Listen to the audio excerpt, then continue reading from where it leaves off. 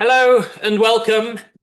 Thank you very much for joining us. A big thank you also to the people who are joining us online. My name is Fabio. I'm the chair of the Japan Research Center here at SOAS, and it's a great pleasure to be welcoming Professor Richard Irving tonight for a really interesting talk about William Adams. Now, we met at the William Adams Club dinner, where else?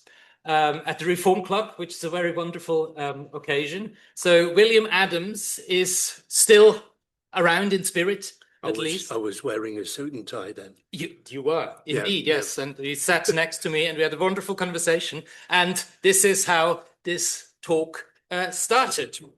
So Richard Irving graduated from Sheffield University in 1976 with an honors degree in geography and Japanese studies. He then spent a year at the University of Kyoto researching rural population, depopulation rather, which became the core of his PhD thesis, which he also completed at the University of Sheffield. So he's been working in between on a lot of different heritage projects. Before he spent 10 years teaching in the Department of Geography and Geology at the University of Hong Kong, where his research focused on the changing landscapes of the Northwest New Territories there. He became a professor in the School of Policy Studies at Kansei Gakuin University in Hyogo Prefecture in 1995 and was teaching courses on population problems, rural issues, and the geography of Japan. He retired in 2019 and has returned back home to the UK to Combe Down near Bath, where he is president of the local Heritage Society. Please give a big welcome to Professor Irving. Thank you.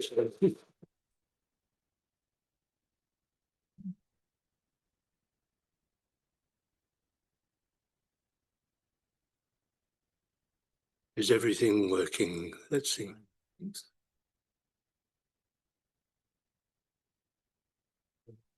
That's it? Yep, we got it. I'll work from the keyboard, I think, easier. So sorry about that.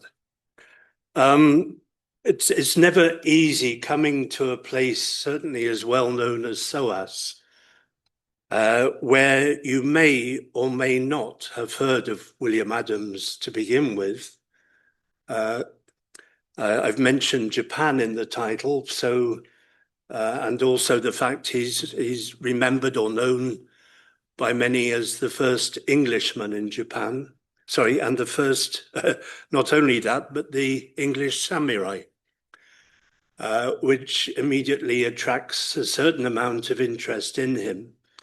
For those who know little more, he is the subject of,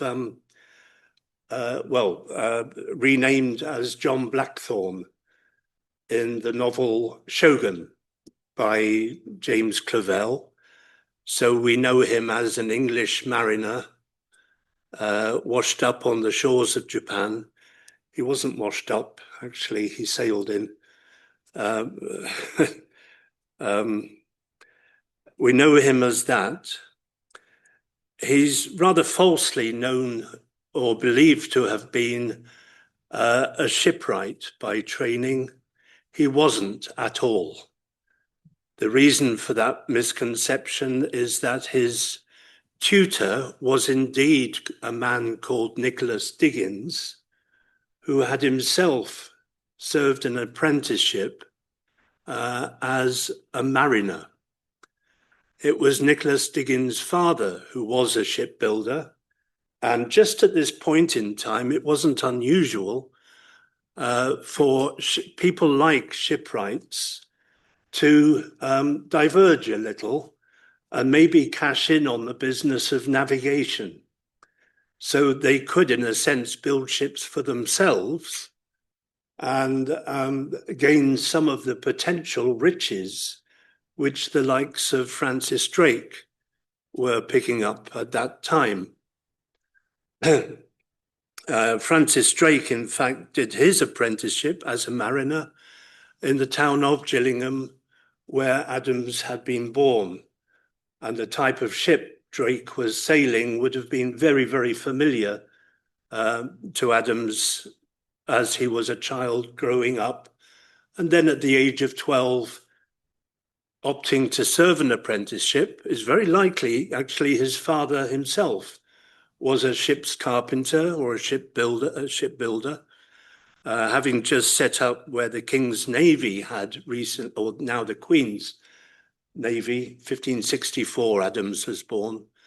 I think Henry VIII had just died, so it was the Queen's Navy at that time had moved from a central location on the Thames to Medway, from Deptford to Medway, where there was better access and more reliable access, perhaps, given the state of currents, tides, wind conditions, and so on. So the Queen's Navy had relocated there. Anyway, Adams was a mariner, and on his will, it was clearly stated, William Adams, mariner. So there should be no doubt about that at all. And it was an age when you could not easily, if at all, change profession. Once trained as a mariner, you were always a mariner until your dying day. That was the case with his mentor, Nicholas Diggins, who had also apprenticed as a mariner, and during his career inherited his father's shipyard. That was at the end of the 1500s. But his own ambition was to be a merchant adventurer, and in fact he applied to become a merchant a number of times on the basis he'd inherited a shipyard, which would normally have qualified him. But the merchants of the time did not like mariners. Mariners who attempted to trade were interlopers, who did not belong to the guild of merchants, and such as, for example, the merchant adventurers. But in Adams' later life in Japan, he very much became a merchant adventurer himself, albeit as an interloper, illegal in the eyes of his fellow Englishmen out there. The Dutch didn't care, but the English compatriots did. And that was one reason, for those who know his story, of the great antagonism which existed, particularly between Saris and Adams.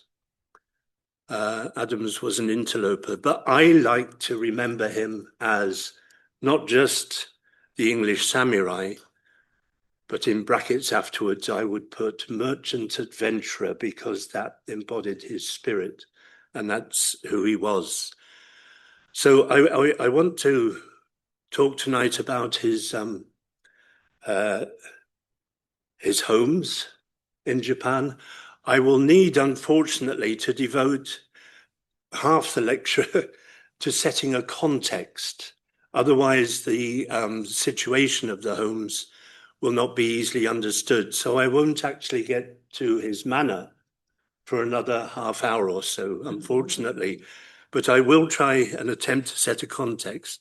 Actually, Adams had homes principally at Uraga, the port just south of Tokyo on Edo Bay. He lived for a while he was shipbuilding at Ito, and he did build ships, despite all I've said about him not being a shipbuilder, with help. He was then given a home in Edo. Then he received a manor at Hemi. And for much of his later years, the last 6-7 years, he spent a lot of time in Hirado, which is the town where he died. I'll explain where those places are shortly. About his appearance or anything like that, we don't know much about him.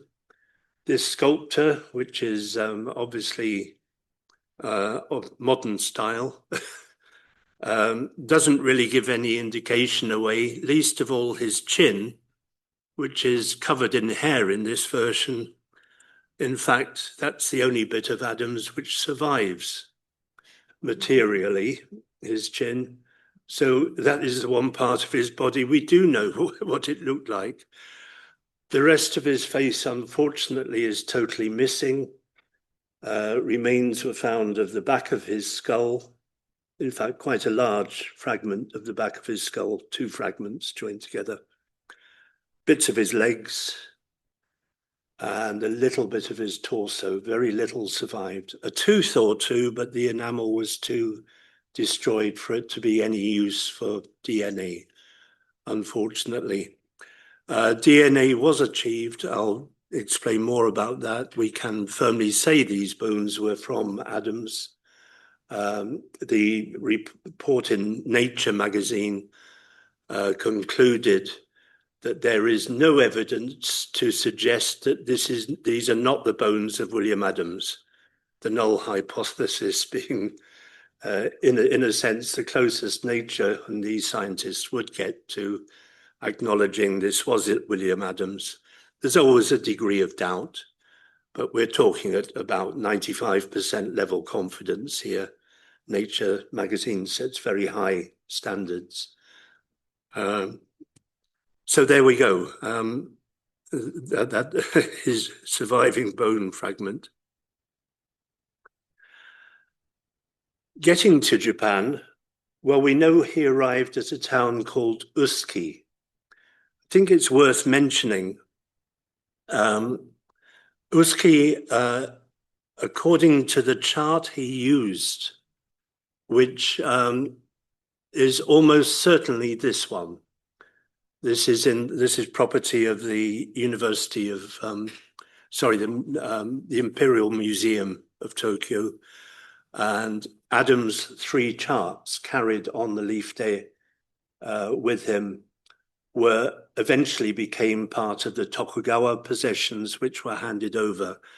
We can be sure they are the maps that Adams used because of their content, which fit absolutely with his descriptions and what we know about other Dutch cartography of the day. We can pick out survivors being the generation or the voyages before Adams, immediately before, and the voyages immediately after Adams. They are different. This must be Adams' voyage.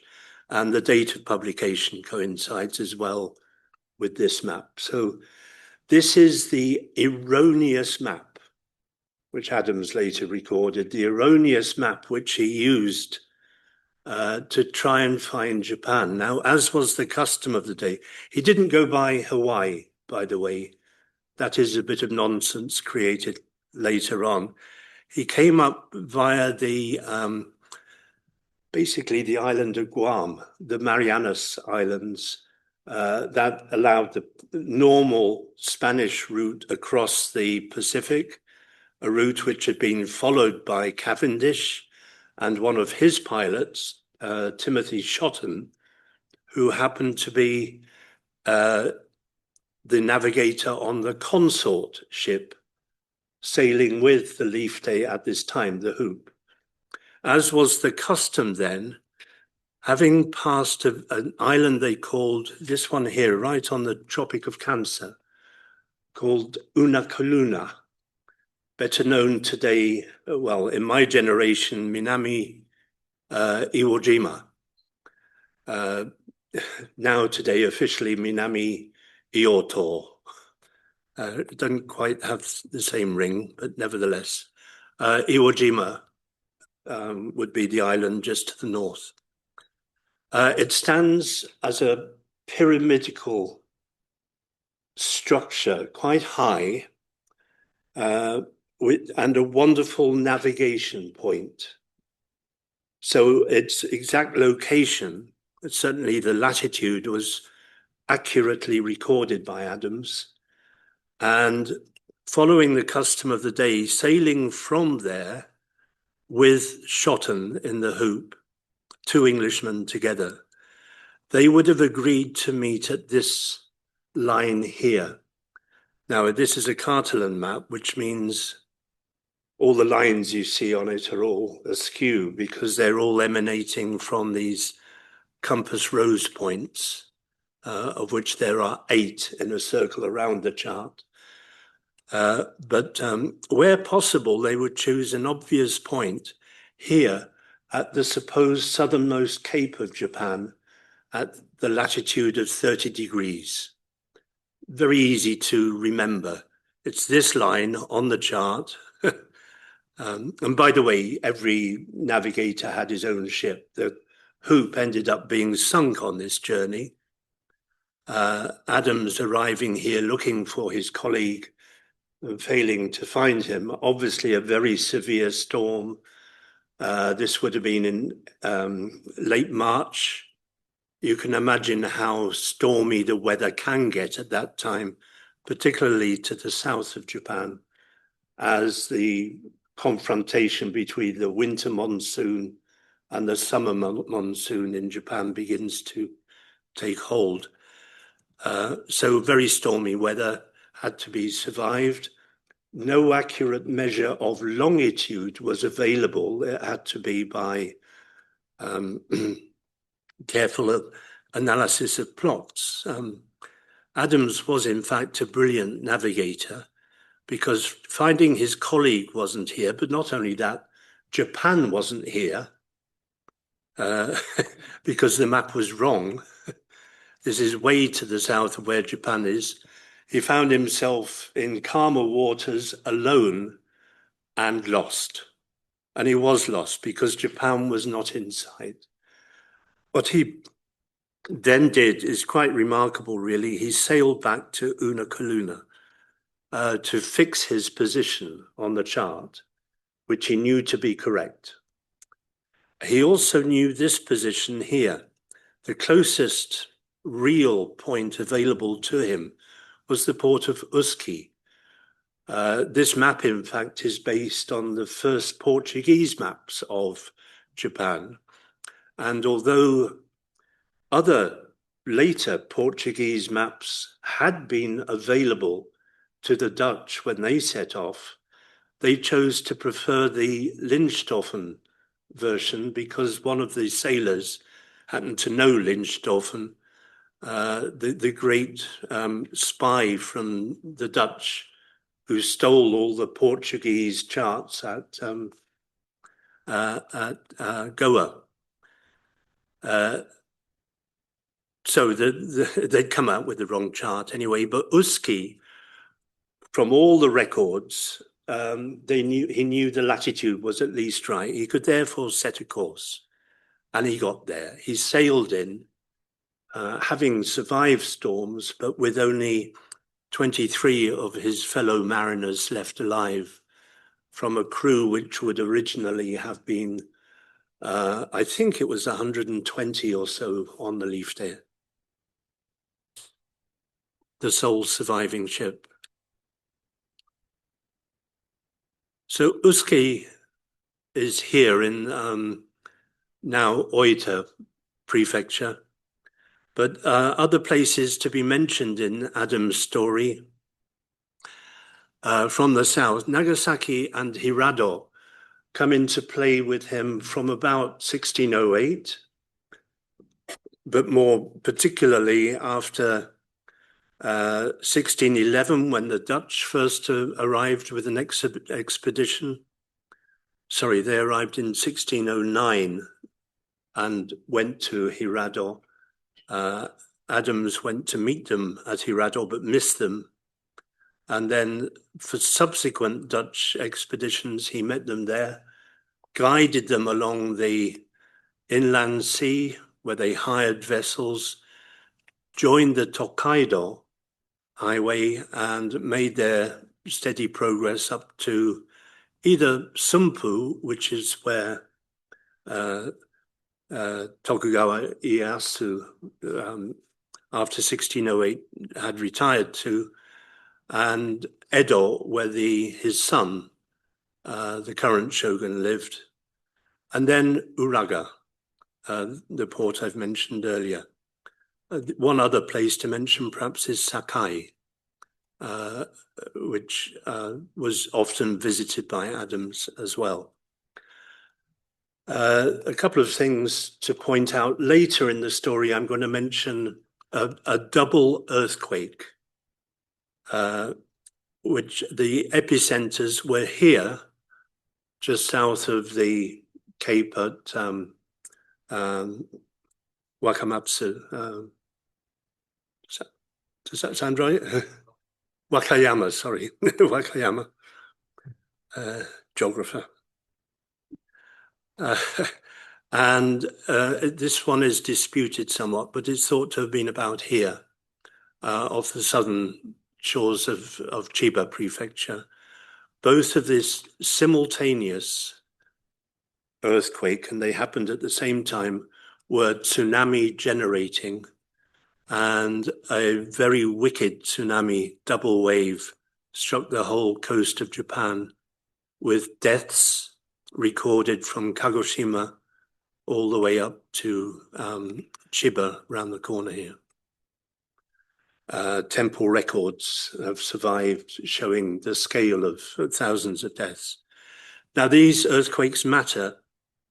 Adams would have experienced them, but equally, at the time, Ieyasu was involved in the building of Edo. Now, he's going to present Edo with Adams with a townhouse later in Edo at a place called Anjincho. And important to the background of that place is the fact it was originally a stone yard used for the construction of the castle and the moat walls in particular, with stone from, of all places, Shodoshima in the inland sea and the Izu Peninsula here, with, in both cases, the stone being carried to Edo by stone ships, Ishibune, each capable of carrying, I think it was 2 100-man stones. That's a weight equivalent of 80 tons with regard to Edo. In Osaka Castle, they did find a means to transport much, much larger stones, but they'd somewhat fallen out of fashion, or it was simply impracticable to get those stones all the way round to Edo. So an introduction to the places. So we can go to the first of these, which mattered to Adams, was Uraga. Uraga was a deep water, deep channel, sheltered port leading out to Edo Bay and then beyond to the open Pacific. So a good site for a natural haven.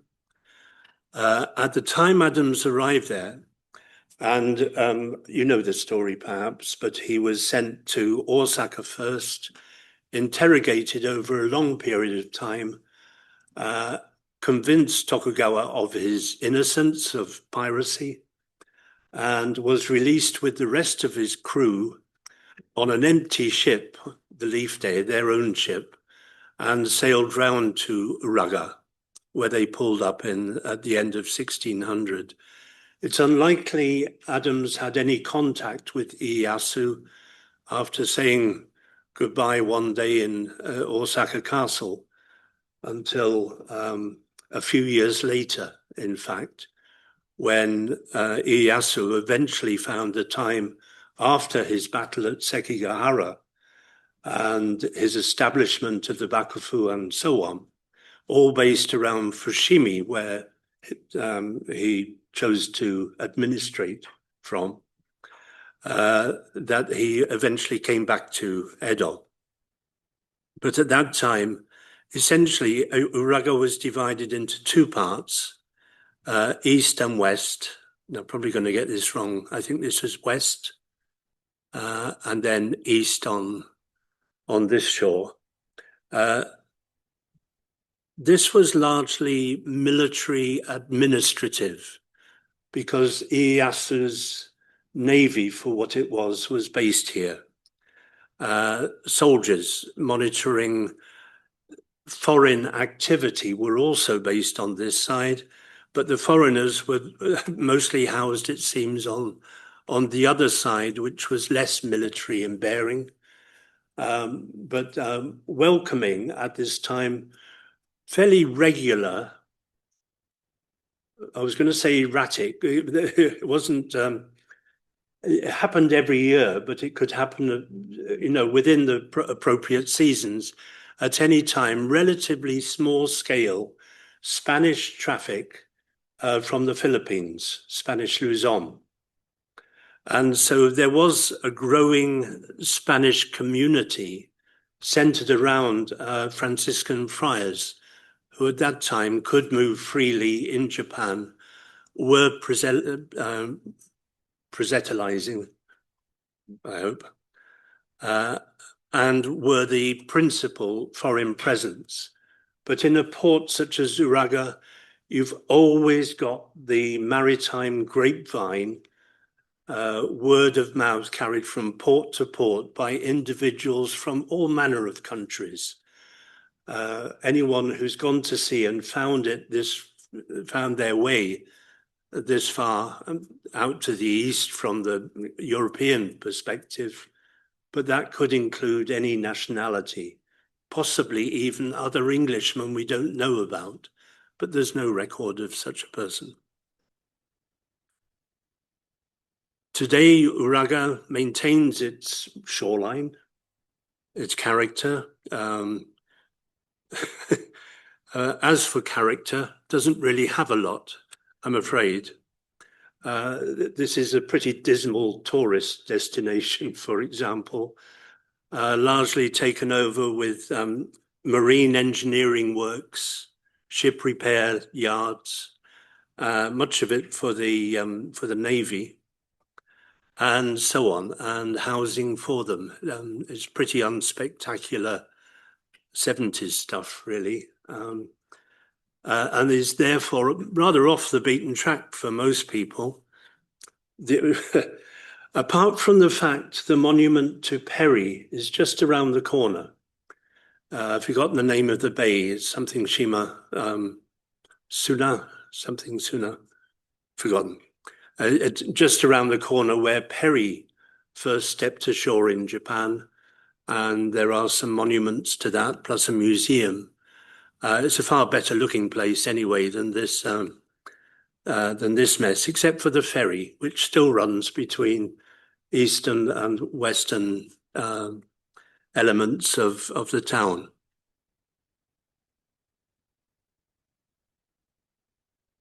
So the residential quarter where Adams is known to have stayed and built or obtained a residence for himself.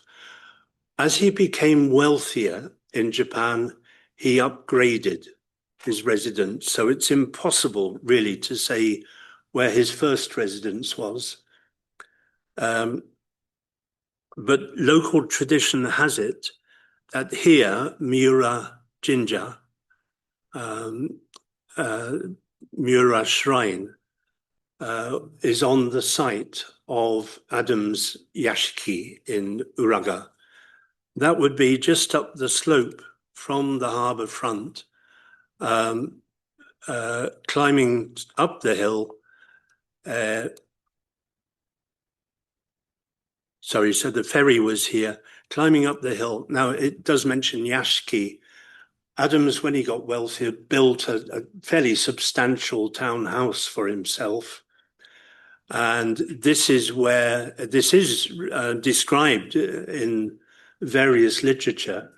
My favorite being a Spanish source, which mentions the 3 ambassador friars, which Adams had taken in and offered shelter to them. And he was under instruction from Ieyasu at this time either father or son, Tokugawa, father or son. But Ieyasu had specifically sent him out to meet these Spanish friars, ambassadors from the King of Spain, genuine ambassadors, and told them they weren't allowed in the country. They weren't allowed to leave Uraga. But there was no ship to take them back, in the sense that the large ship they'd arrived on was still in the harbor, Spanish ship, but all the captains, sailors, and everyone else had absconded off elsewhere, exploring Japan, waiting for the next monsoon season when they could leave. So these ambassador friars were stuck in Japan, and Adams very graciously, recognizing their status, gave them use of his house. And this house is thought to have been here. Now, I mentioned earlier the tsunami event. We know that the waters came up to round about here. It didn't have a big impact on Uraga because it was sheltered. People probably did run up the slope. The tsunami did not arrive until an hour after the earthquakes.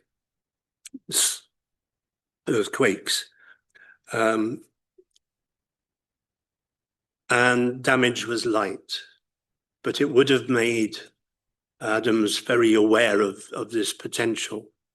Now, the Spanish account, the three ambassadors, there's one account where the story of one of the local samurai armed guards had met up with some sailors, Spanish sailors, in a tavern, bar, wherever. Typically, a fight broke out, and the samurai came worse off. He was blooded, and when he picked up himself from the ground, his absconders had fled. And all he could think of doing, and this is in the description, he rushed up the hillside where he found one of the ambassadors, it doesn't say which one, who, on seeing this blooded samurai rushing up the hill with sword raised, his initial and first reaction was to dive headlong down the slope and managed to tumble past him. The samurai, meanwhile, just carried straight on, got to the door of Adam's house, banged on it hard, almost smashing it down. But the lady of the house had shut and locked. Now, this is Adam's wife, the lady of the house, and host to these ambassadors. This all happened in 1616. So I'm jumping ahead a little bit, but it does relate to this particular house. It's a lovely bit of the otherwise rather dry account of these ambassadors to come across that particular story.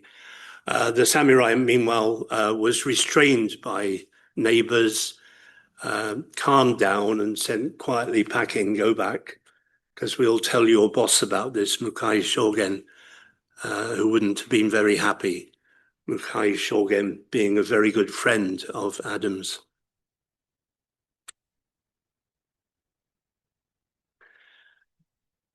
So this is the time of Tenka Fushin, the reconstruction of the country under heaven. In other words, the reconstruction of Japan. When already under Hideyoshi, a program of castle building had begun all around the country from about the, 1580s. The modern style castle towns were beginning to emerge. Ieyasu, having been awarded Edo after the campaign at Odawara, he wanted a castle town as well, but he wanted to establish the Bakufu, first of all, and his control over the whole country. it was only then, in about 1602, that he moved back to Edo temporarily, just for a month or two, and began to sort out his domains there. As far as Edo was concerned, it had already become a second home to Adams, staying in the inn quarter around here, off the Tokaido, the road he would have approached from. This area under the control of one of Ieyasu's long-standing colleagues in the local Sumpu army, if you like, his former quartermaster Ito Hirazaemon, Hirazaemon, later known as Magome Kageyu. Ito's job at this time was supervisor of the inns, and also he became headman of the 3 villages nearby the castle at this time, all of which would have to be moved with the construction of Ieyasu's new castle town. Takarada Mura, Chiyoda Mura, Iwaida Mura, I think, were the 3 villages. So he was nominally headman of those. That's the way he's remembered anyway. It does show at this time, interestingly, that there could be a melding. Now, Ito was originally a samurai, not a high-ranking one, but quartermaster in Ieyasu's own division. So an important samurai position, a trusted man. They'd known each other from childhood. But a samurai becoming an innkeeper and also a village headman. This tight separation of social status was still in a kind of flux at this time. So was Adams. Adams, a samurai, Hatamoto, could be a merchant. And was indeed a merchant. We know from his accounts what he was doing. So it's very important, just in these years. I'm not saying this existed throughout the Edo period, far from it, but in this period of transition to the Tokugawa regime, there was still this little bit of flux. It's the same with Adams' landlord in Hirado, was also a former samurai, now merchant stroke mariner. Interesting combinations of position. Anyway, the scheme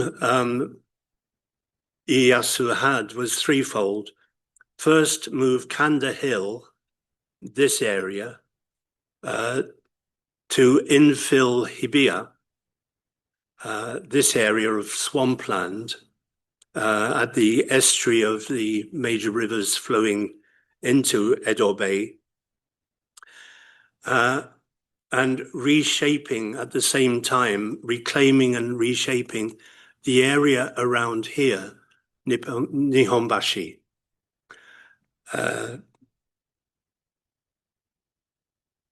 Then he would build the moat system, reshaping Edo, and then go about the town building, attracting all the relevant merchants, providing housing to his favorites and so on. And it's in that context that Adams is presented with a townhouse. It can only happen after the first two phases of building. So contrary to some accounts you read, Adams did not get his townhouse until 1607 at the earliest, having already married. He married, by the way, Ito's daughter, very, very unlikely to have been the real blood daughter of Ito or Magome, as he's later known. More likely, she was just a serving girl in one of his inns. And with Ieyasu's approval, Adams developed a relationship with this girl. She had a baby, Joseph. Almost certainly he was born in 1602. We know that from the context of various letters and whatever. The only difficulty here is aging Japanese children. How old are they at birth, and so on and so forth. When is their birthday? New Year. When is New Year? And so on and so forth. It all gets rather complicated. But sometime in 1602, it seems Joseph was born, because he came of age in 1615.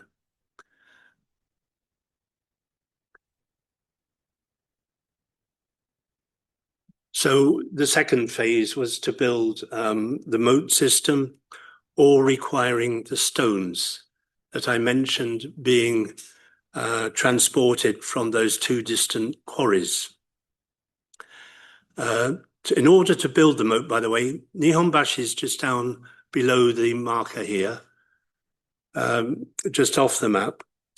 Just about the point where the marker is, a sluice gate was built in to the Nihonbashi River. The paving of the road was angled to slow down the flow of the tidal waters. Water inside the moat system was drained and then not allowed to reflood, so that the new moats could be built. As an example of these stones, this should be familiar to many of you. It's the central citadel in Honmaru. Now, this was reconstructed after Adam's day. We know that, I think, twice. It was reconstructed and eventually destroyed in 1650 just after, in the Meiryoku fire.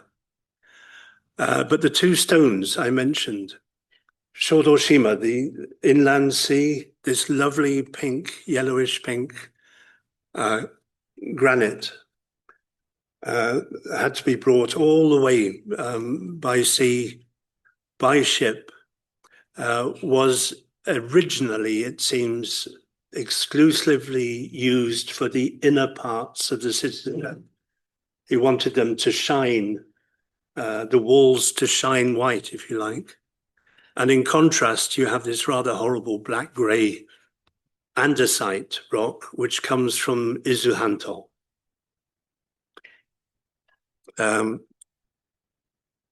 I mentioned about the size of the rocks, 100-man stones being the larger ones, which had to be hauled across. In fact, if I just go back again, you can see some very, very sizable stones, which the heaviest stone in the Edo castle complex is estimated to be 40 tons. That was regarded as a 100-man stone. How many people were required to pull that and maneuver it to the place in situ? Sorry, on that.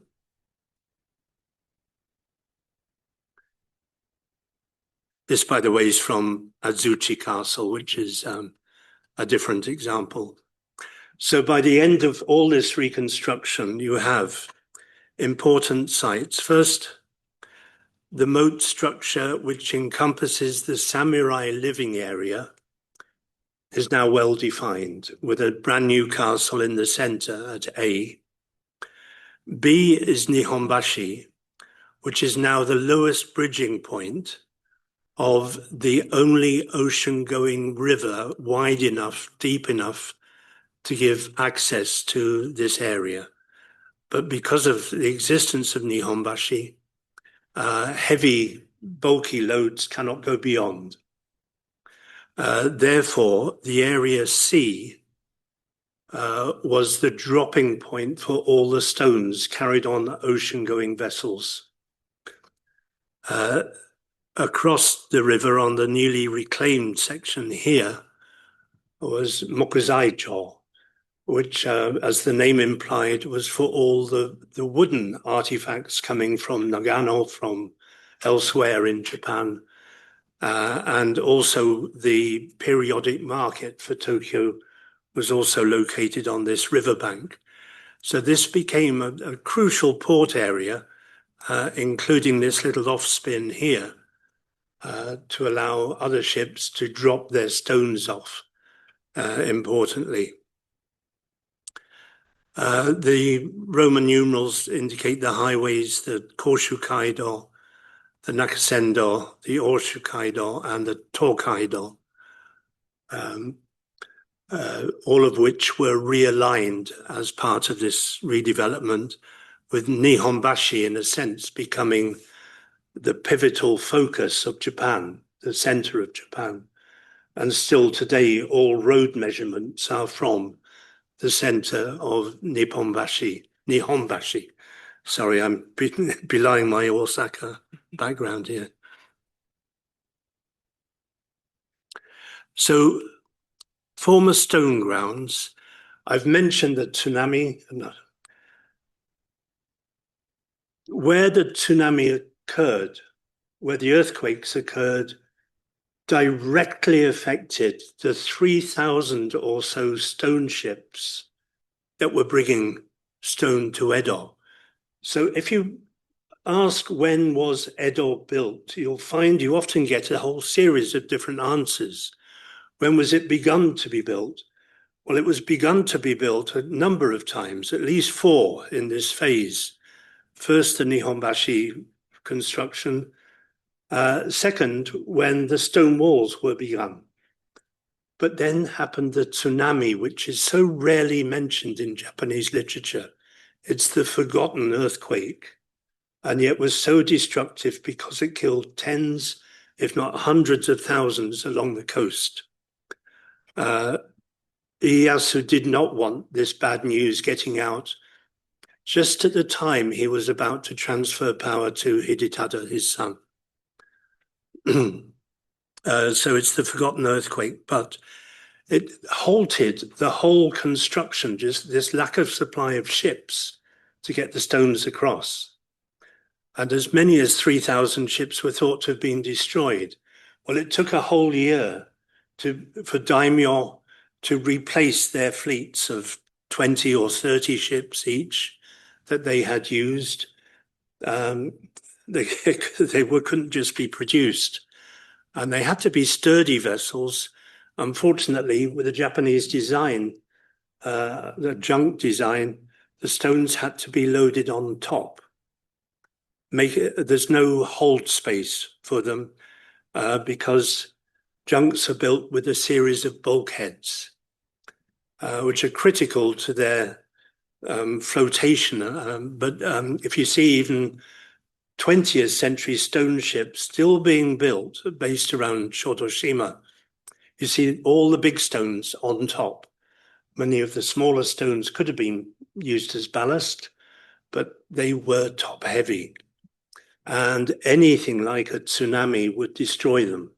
But the waves were big enough, it is reported, to throw these giant stones, oishi, right up the mountainsides of the coast.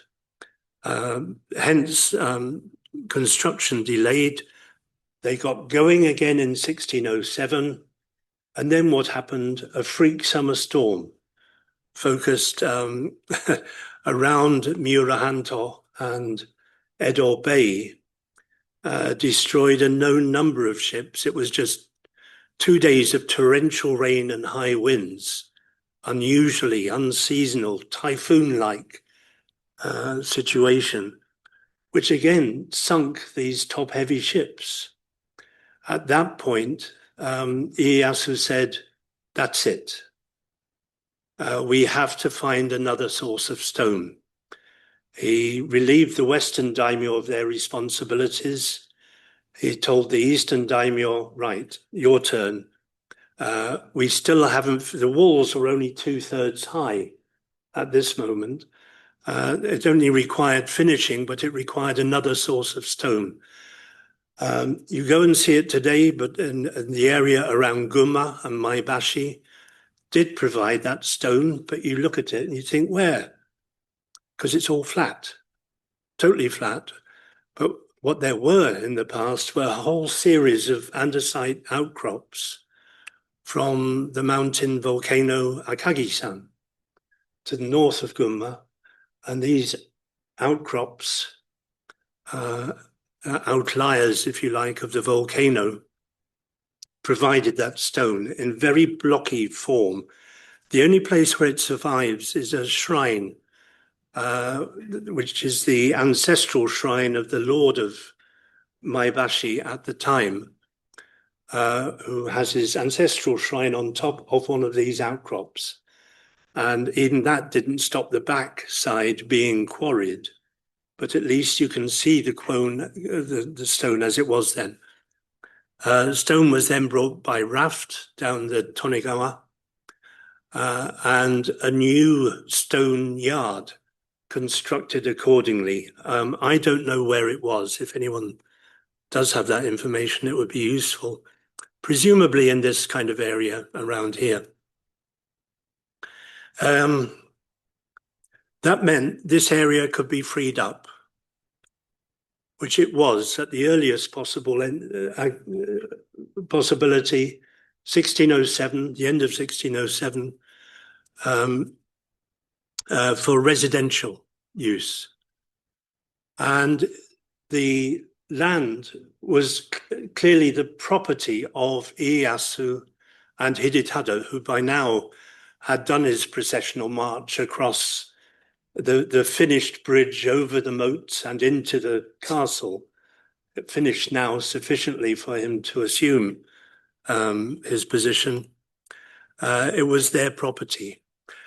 And they then gave the land to their favorites, people that they considered they wanted near the castle, maybe landscape architects, possibly actors, chefs, anyone of this kind of nature, advisors who weren't samurai, who weren't daimyo and so on, with the ability to live in the samurai area. And included in that list, Adams. Adams received a house. I'll just highlight, this is the first map we have of the castle town of Edo. And here is the old former stone yard. If you look at the names, Odawara-cho, Seto-cho, Ise-cho, and Anjin-cho. Anjin is there, Odawara, Seto, so on. They reflect the fact it was a stone ground before. Odawara is Uhanto, where the andesite workers lived or worked in the past. They would have just had shacks. Seto-cho, the inland sea, clearly Shodoshima and the granite workers. Ise-cho, it is thought, related to repairers for the ships, the stone ships, which were having a very tough time of continual voyages to and fro the quarries. And Anjin-cho, it is suggested, more likely not named after William Adams, but was the place for the sailors on those stone ships to rest up. And so these four names stuck even after land use changed to residential development. That's one argument. You could argue that here is where a house was given to William Adams. He was known as Anjin-sama across Japan, and therefore it's named after him. Well, you look at these places in some depth. The Edozu Byobu is the earliest sort of visual account we have of Edo at this time. It's misnamed even now, a few years, a decade or so after changing in land use. the place names have changed. They've been corrupted. This Oami Cho, small net. Well, it was Kobune Cho. Unfortunately, a rip in this version of the map obscures, but the original character was small boat, as opposed to Obune Cho, which was the larger boats, could unload their stone here. The smaller boats, maybe unloading ballast and whatever, could do so from here. But apart from the name change, Anjincho itself changed locations many times. We know this from just simple map comparison. Compare 1640, 1680, 1760, and so on. And Anjincho moves around, these four. They all move around to some degree or other. So we can't be precisely sure exactly where Anjincho meant to anyone. I'll come back to that. But here we have a visual picture of what Adam's house looked like, except it's not terribly realistic. There are kura here and there, which suggests merchant usage.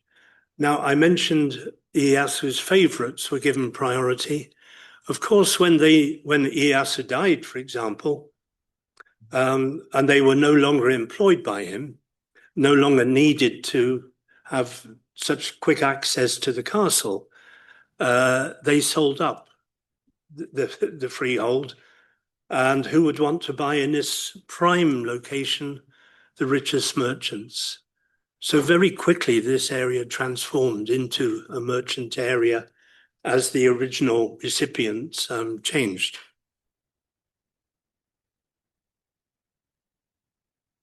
Could anyone just yell out the time to me? Yes. We're now. So, yes. Can I carry on? I'll speed up. Yes. And 10 minutes, yeah. So riveting.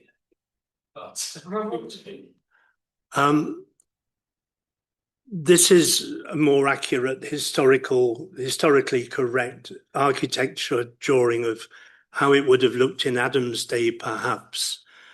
We've got descriptions of the allowed width, allowed by regulation, the width of frontages for houses.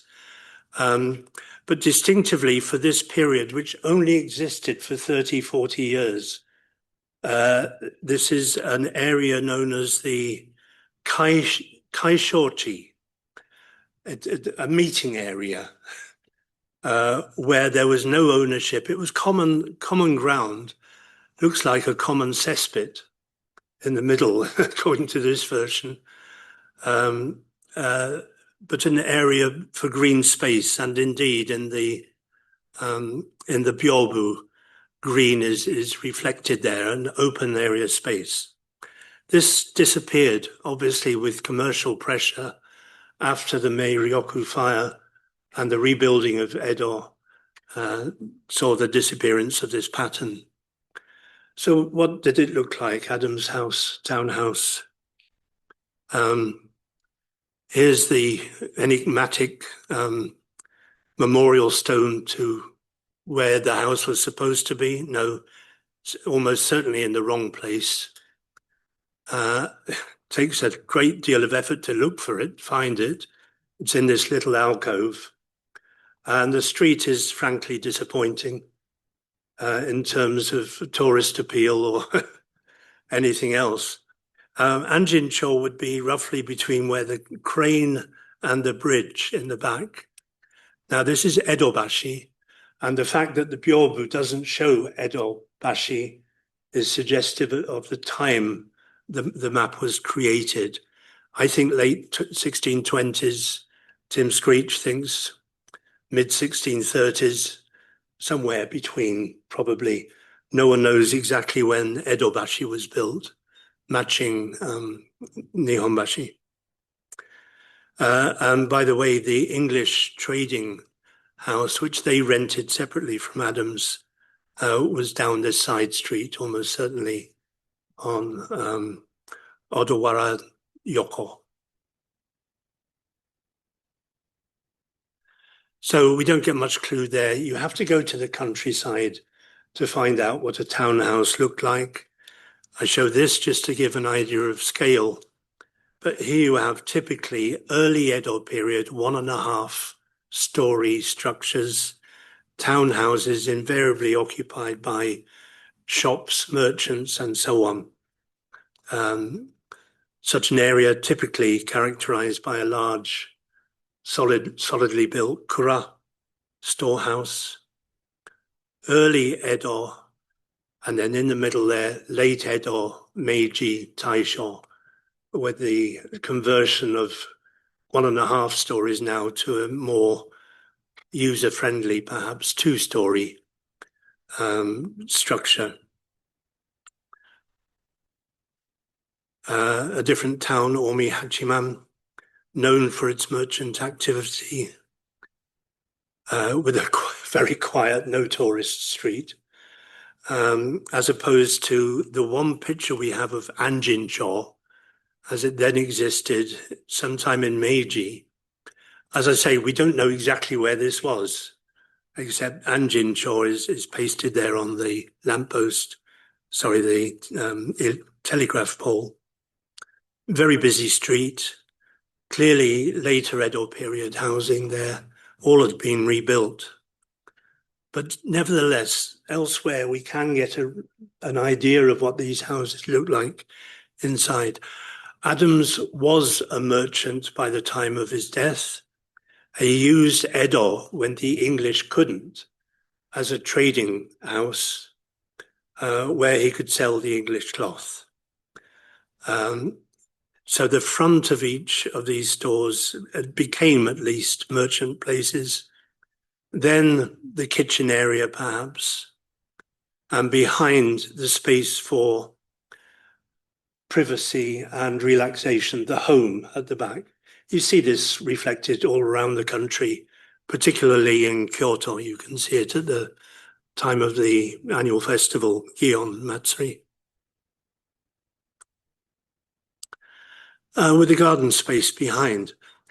Now, I emphasize this area because at least on 5 occasions, Adams was known to have hosted the whole Dutch trade delegation to the shogun and the whole English delegation to the shogun. You're talking of at least 10 to 15 people. Servants could go in hired accommodation elsewhere in the shed at the back or wherever. But the space had to be large enough for this kind of accommodation. And we know for a fact that Uraga was as well. He had space to fulfill this option. So that's the townhouse. Now, finally, the subject of today's talk, an hour late, the manor. This is an 1860 map before the, just after Perry had arrived, but before the Westerners had any influence on the landscape here, really. Here is the estate Adams was awarded called Hemi. It sits alongside many other similar-sized estates of about 250 koku, which were given to Ieyasu's Hatamoto, one recipient, and others were given to temples or shrines. And of course, the fact that Kamakura sits just here indicates still that this is a major religious center in Japan, and so explains that. But at this time, Ieyasu was testing his Hatamoto, his closest retainers, giving them little countries to rule, in a sense. See if you can manage this. He would have been particularly interested in Adams for the fact he's a foreigner. How did Adams get on with the Japanese system? Until this point, he'd been receiving a stipend, a retainer of 70 ducats or something, maybe 100 koku. That income, potential income, was now doubled, but he no longer got the money. It was now up to his own resources to gain the 250 koku of tax that it was considered to be worth. He had to tax his tenants. I'll turn the map the right side up. Now it's the same map, only modernized, and the square marks where Hemi is, a couple of other names, Kamakura, Misaki, and Uraga, shown just to the south. So Adams was very familiar with this area. He would travel from Edo to Uraga on official shogunate missions by boat, by fast rowboat, in a couple of hours, about as long as it takes on the stopping train. And unlike elsewhere, there is a picture of Hemi in one of the gazetteers, again before Western influence. And this shows, interestingly, 4 banners.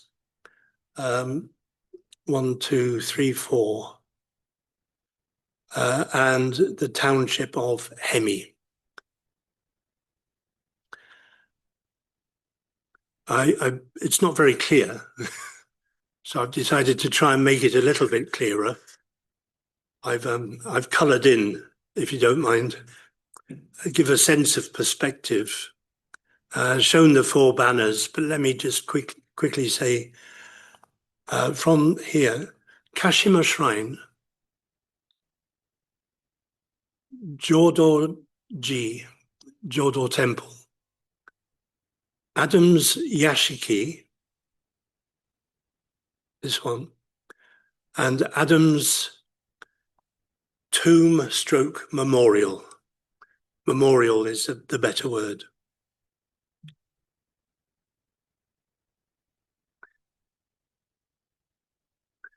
So I've attempted to recreate what the estate looked like, because at the moment, as you know, it's pretty well taken over by Yokosuka Naval Base. And it's difficult to get a true impression of what it did look like, being coastal. Here's a museum map showing original coastline before Yokosuka and the old highway to Edo. If you note this point and 3 valleys here, here, and here, they are all belonging to Adam's fief at Hemi, and I'll come back to them. The next slide shows the modern coastline, which is around the edge of the blue. You can see a lot of man-made structure. That's because this is the heart of Yokosuka Naval Base, used by Americans and Japanese, so SDF forces. But the purpose of this map is actually it's a tsunami warning map, saying on the basis, we know that the 1605 tsunami, the one I'm interested in, extended this far. Archaeological evidence has found that. They've taken bore samples throughout and found the depth of how deep the tsunami went.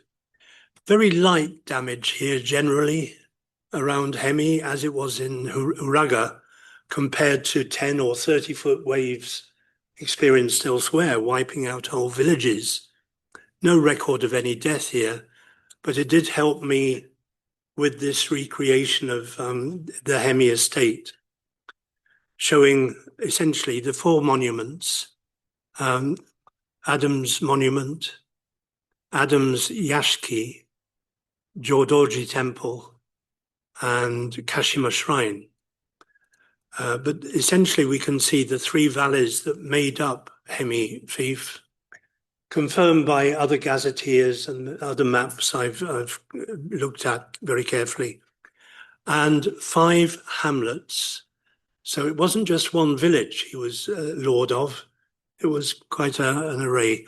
A mountain village, Yamanaka, a coastal village, Hamakado, and 1 village each on each of these valleys, Yoshikura, Hemi Tani, and Nishitani. You may ask, why is Nishitani to the east? Well, the original Higashitani was over here, probably here, when the whole fief was a single yokosuka in the past. It was divided into 2 to make it a suitable size for Adams, and this is the estate he was awarded. So he chose a very central position, not in either one of the villages. How do we know the location? Because Kashima Shrine had to be moved because of the Yokosuka Naval Academy built in the Meiji period.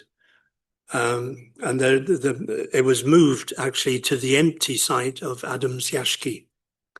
And that's where it is now. So to give you an impression, oh, by the way, so it's fish, seine fishing. This would have been the mainstay of the economy locally. Fruit and farming, hatake and whatever. This is Adams' monument as discovered and illustrated in the Illustrated London News. And the view from there out towards Yokosuka Bay. And the road down into the town follows Hemi Valley. So you can see a narrow valley, as it was in his time. No large-scale farming by any means, but still there were rice fields, and you come out at the end past Hemi village to the site of Adams Yashiki. What did it look like? How big was it? There's a substantial plot of land there. Very quickly through these. It was not the scale of Hideyoshi's Yashiki at Zuchi Castle. This is the biggest it could be. Equally, so it was not a palace.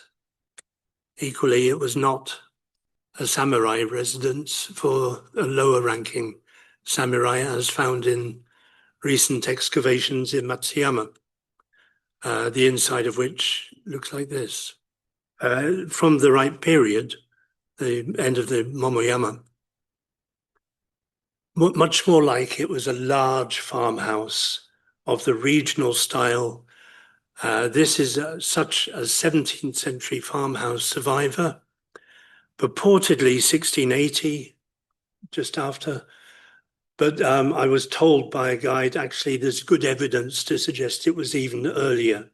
So this house could be contemporary with Adams' house.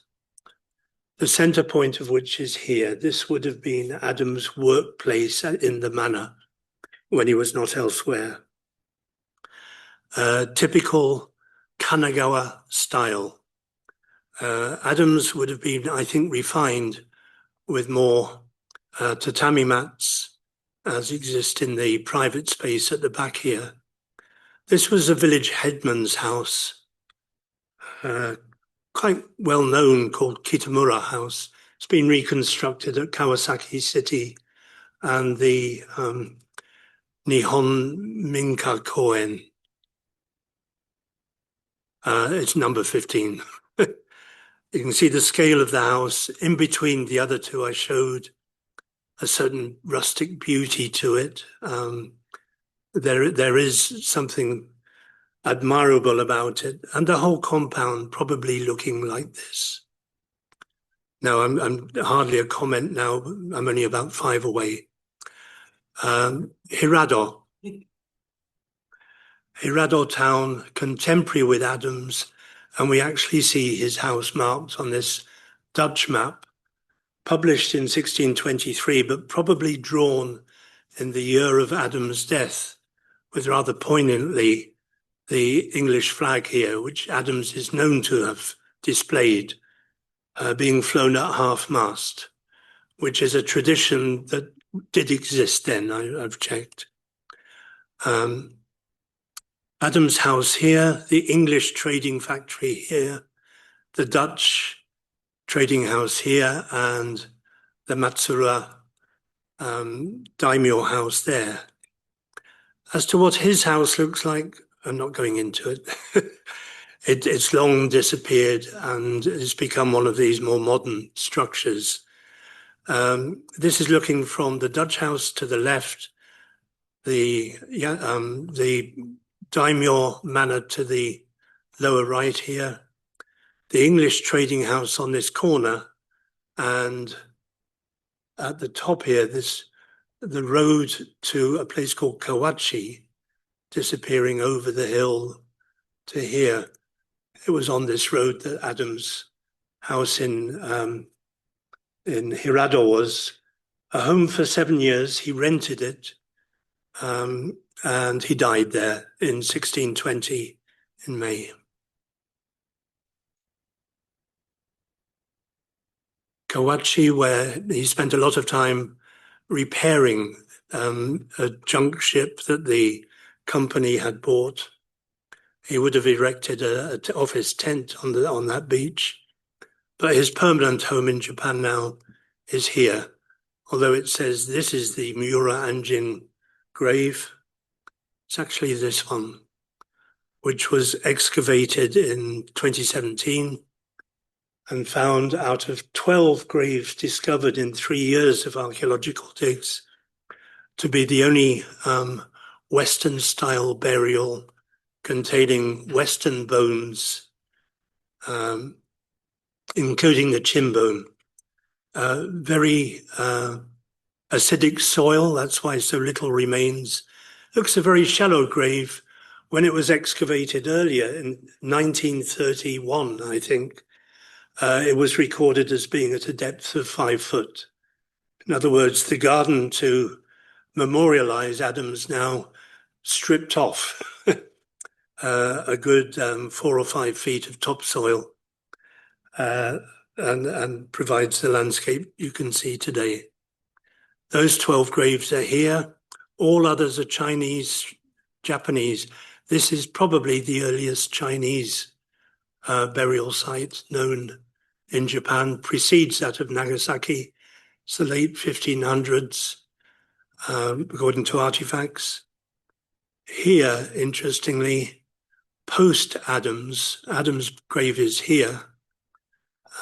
Post-Adams has a rosary bead in one, and the only female recorded burial on this whole site, almost certainly Adams' mistress and mother of his other child, his third child in Japan, whose name we don't know, but is possibly buried in either this grave or that, very close to Adams. Adams couldn't get closer to his desire for the top of a hill location, where he wanted to be buried overlooking the sea. So he got to the closest possible point. There was a Chinese cemetery in his way, and his purchase of this land, occupied throughout by the Miura family, who are still there today, saw an end to the Chinese cemetery, which moved then to Nagasaki. Still, no one knows and will never know exactly what he looked like, unless you can reconstruct a face from a chin, or unless RNA rather, possibly may be extracted, but that is extremely unlikely. They were very lucky to get DNA out. So thank you. And I'm sorry for the long extent of the talk. Thank you very much for a very detailed, wonderful, rich in detail talk. Because we have not much time left, I will not ask the first question as usual. I will give you the opportunity to ask, and I will ask you to answer very sort of concisely. Concisely, yes. I open up. If yes. Anyone? If not, I'll go first. That's never a problem. Yes. Can I ask a question which has got nothing to do with Will Adams, but has a lot to do with Edo Castle? You showed an interesting photograph of it with granite and andesite. Can we date the andesite stones to after 1607, or was it also used before? Some of the stones, yes, and there's one particular example which no one has, to my knowledge, written about. That is in the inner part of the temple. There is a stone known to have come from Izu Hanto. Try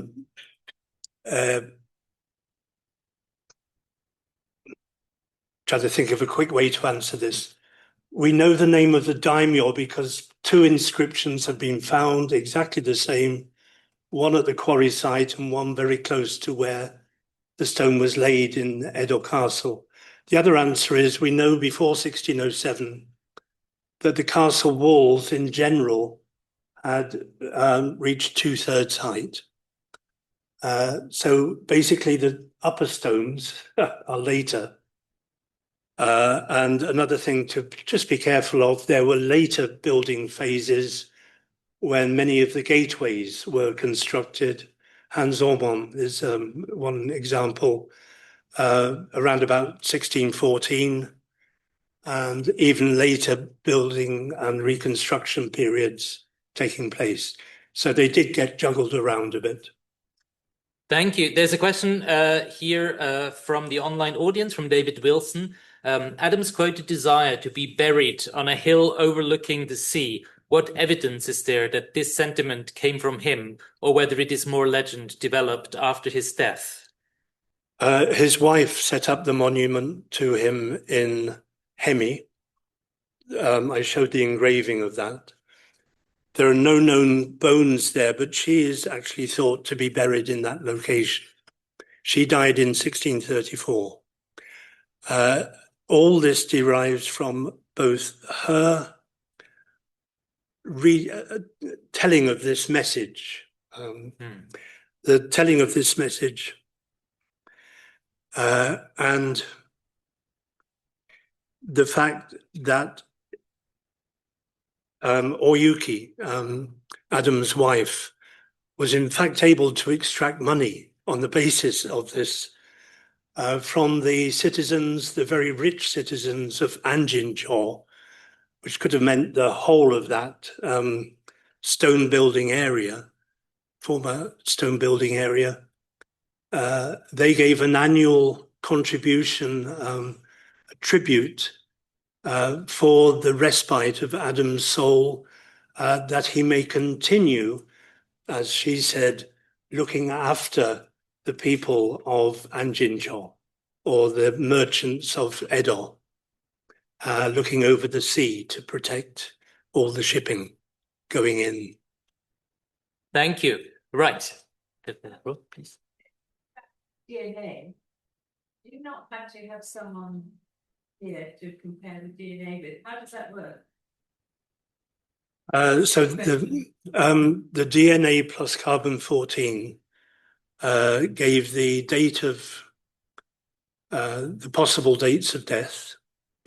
It identified him specifically with a certain haplogroup, which was the Iberian Northwest European.